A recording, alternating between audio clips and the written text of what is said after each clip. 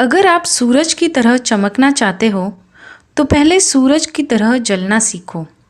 ये बात कही थी हमारे सबके चहीते Bharat Ratna doctor APJ Abdul Kalam sir ने। दोस्तों, स्वागत है आपका हमारे YouTube चैनल देश विदेश हिंदी में। आज इस वीडियो में हम बात करने वाले हैं भारत के पूर्व राष्ट्रपति doctor APJ Abdul Kalam sir के बारे में। दोस्तों, डॉक्टर APJ अब्दुल कलाम भारत के 11वें राष्ट्रपति, जाने माने वैज्ञानिक, मिसाइल मैन और इंजीनियर के रूप में विख्यात थे।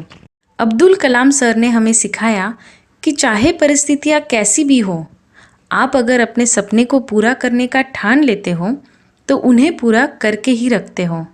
और उनके यही विचार आज भी आज की युवा पीढ़ी को आगे बढ़ने के लिए प्रेरित करते हैं। दोस्तों, अब्दुल कलाम जी का जन्म 15 अक्टूबर 1931 को रामेश्वरम के धनुषकोटी गांव में एक मध्यम वर्गीय मुस्लिम परिवार में हुआ था। उनके पिता जैनुलाब्दीन ज़्यादा पढ़े लिखे तो नहीं थे और ना ही ज़्यादा पैसे वाले थे, परंतु अब्दुल कलाम के जीवन पर उनके पिता का बहुत प्रभाव रहा। उनके पिता हमेशा कहते थे कि अगर आफत आए तो आफत की वजह समझने की कोशिश करो, मुश्किलें हमेशा खुद को परखने का मौका देती है। जब अब्दुल कलाम सर करीब 5 साल के थे तब उनके पिता ने एक लकड़ी की कश्ती बनाई थी, जिससे वो लोगों को रामेश्वरम से धनुषकोटी तक का दौरा कराते थे। सन 1939 में सेकेंड वर्ल्ड वॉर के टाइम में जब कलाम सर सिर्फ 8 साल के थे, उस समय वो अखबारें बेचने का काम करते थे और अपने भाई की मदद करते थे। अब्दुल कलाम सर हमेशा कहते थे कि मुझे सेल्फ रिस्पेक्ट अपने अब्बा से मिला है और अम्मा से अच्छाई पर यकीन करना। बचपन में एक बार उनके स्कूल टीचर बच्चों को चिड़िया कैसे उड़ती है इसके बारे में सिखा रहे थे, लेकिन बच्चे छोटे थे और उन्हें कुछ समझ में नहीं आ रहा था। तब टीचर ने सारे बच्चों को इकट्ठा करके समुंदर के किनारे लेके गए और वहाँ पे उड़ने वाली चिड़ियों का लाइव एग्जाम्पल देके बच्चों को चिड़ियों के बारे में बता दिया। तभी से अब्दुल कलाम जी के मन में आसमान में उड़ने की ख्वाहिश पैदा हुई और आगे जाके हुआ भी कुछ ऐसा ही। रामेश्वरम से उड़ने वाले वो पहले इंसान थे। अपने सपने को पूरा करने के लिए उन्हें मद्रास इंस्टीट्यूट ऑफ टेक्नोलॉजी में एरोनॉटिक्स इंजीनियरिंग में दाखला लेना था, परंतु उसका दाखला बहुत महंगा था। करीब 1000 रुपये की ज़रूरत थी और उनके पास इतने ज़्यादा पैसे नहीं थे। तब उनकी बहन ने अपने गहने गिरवी रख के उनका एडमिशन करवा दिया। एडमिशन होने के बाद एक बार कॉलेज में उन्होंने एक विमान का डिज़ाइन बनाया और अपने टीचर को दिखाया, परंतु टीचर बहुत गुस्सा हो गए और उन्होंने बोला कि मैं तुम्हें 3 दिन का समय देता हूँ।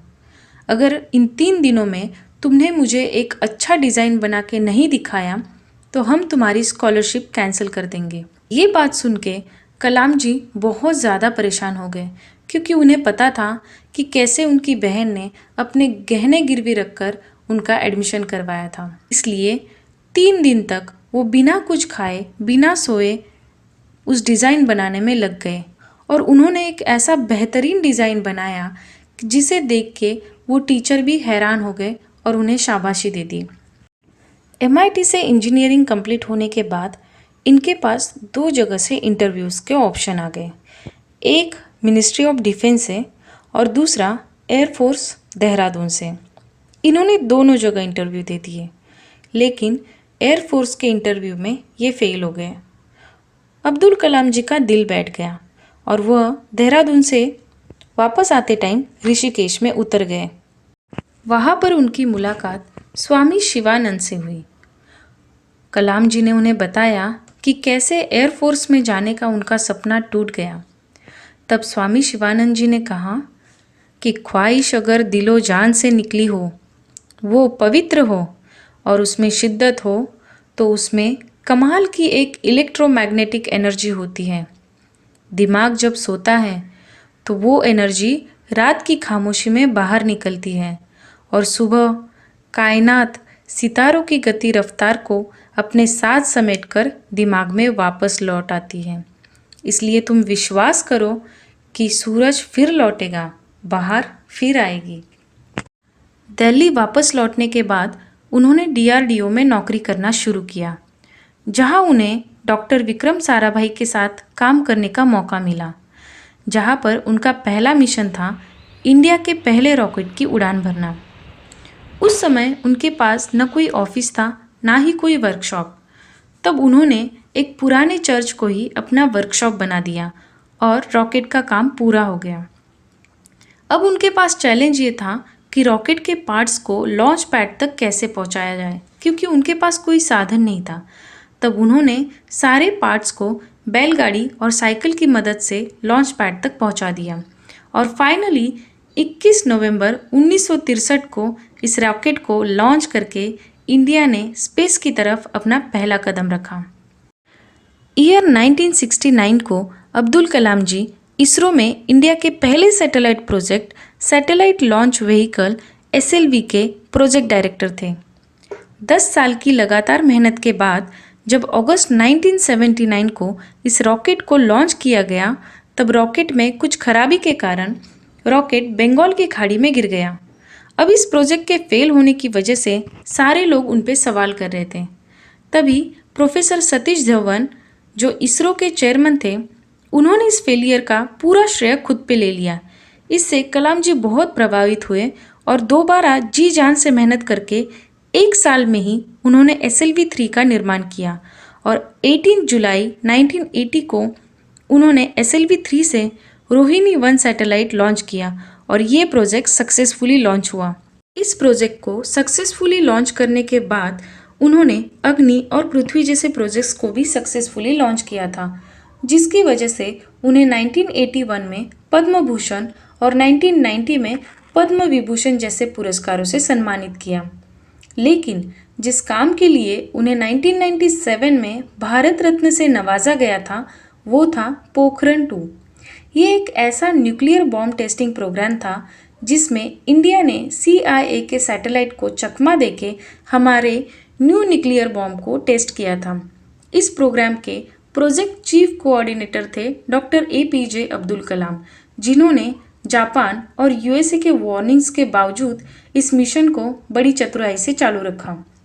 41 साल तक भारत की सेवा करने के बाद जब वो DRDO से रिटायर हो जाते हैं, उसके महज 3 साल बाद ही उन्हें भारत के राष्ट्रपति बनने का प्रपोजल आता है और 25 जुलाई 2002 में वो भारत के 11वें राष्ट्रपति बन जाते हैं।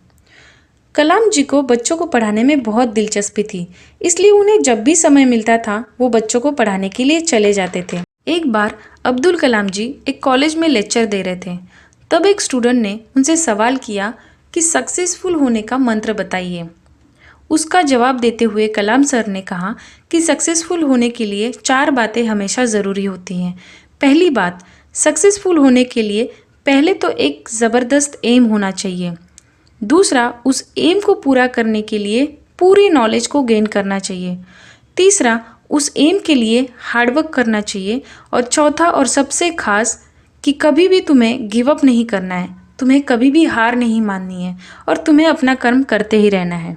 दोस्तों, 27 जुलाई 2015 को शिलोंग के इंडियन इंस्टीट्यूट ऑफ मैनेजमेंट में लेक्चर देते समय अचानक हार्ट अटैक आने की वजह से वो ज़मीन पे गिर जाते हैं और जिसकी वजह से उनकी मृत्यु हो जाती है। उनके अंतिम संस्कार में 3.5 लाख से भी ज़्यादा लोग शामिल हुए थे, जिससे पता चलता है कि वो इंडियंस के दिल में बसे हुए थे। दोस्तों, आपको कलाम सर की कौन सी सीख ने सबसे ज़्यादा प्रभावित किया है, मुझे कमेंट सेक्शन में बताइए। अगर आपको वीडियो अच्छी लगी है तो वीडियो को लाइक कीजिए, चैनल को सब्सक्राइब कीजिए और मिलते हैं एक ऐसी ही नई वीडियो के साथ। तब तक के लिए थैंक यू सो मच।